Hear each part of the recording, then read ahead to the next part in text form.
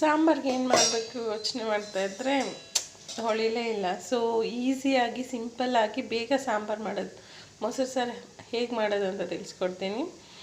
So ತರಕಾರಿ ಏನೂ ಇಲ್ಲದೆ ಇದ್ದಾಗ ಇದನ್ನು ಮಾಡ್ಕೊಳ್ಳಿ, ಚೆನ್ನಾಗಿರುತ್ತೆ.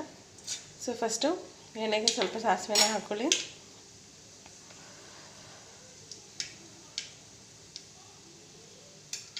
ಒಂದು 2ರಿಂದ 3 ಎಸಳು ಬೆಳ್ಳುಳ್ಳಿನ ಹಾಕ್ಕೊಳ್ಳಿ.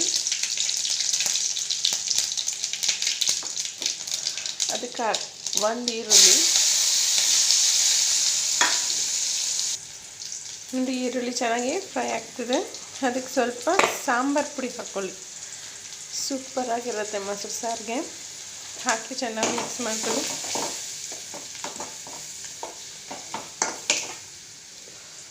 ಸ್ವಲ್ಪ ಉಪ್ಪು, ಲಾಸ್ಟಲ್ಲಿ ಕರಿಬೇವು, ಕೊತ್ತಂಬರಿ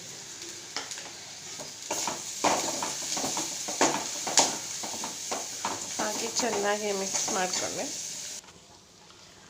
ಸೊ ಕೆಳಗಡೆ ಇಳಿಸ್ಕೊಂಡು ಅದಕ್ಕೆ ಸ್ವಲ್ಪ ಮೊಸರನ್ನ ಹಾಕ್ಕೊಳ್ಳಿ, ನಿಮ್ಗೆ ಎಷ್ಟು ಬೇಕೋ ಅಷ್ಟು.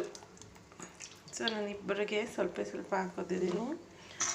ಸೊ ಮೊಸರು ಹಾಕ್ಕೊಂಡು ಚೆನ್ನಾಗಿ ಮಿಕ್ಸ್ ಮಾಡ್ಕೊಳ್ಳಿ. ಸೊ ಮೊಸರು ಸಾರು ರೆಡಿ.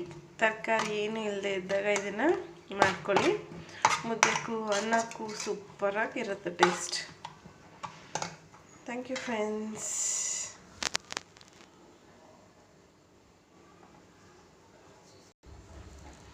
ಮೊಸರು ಸಾರು ರೆಡಿಯಾಗಿದೆ.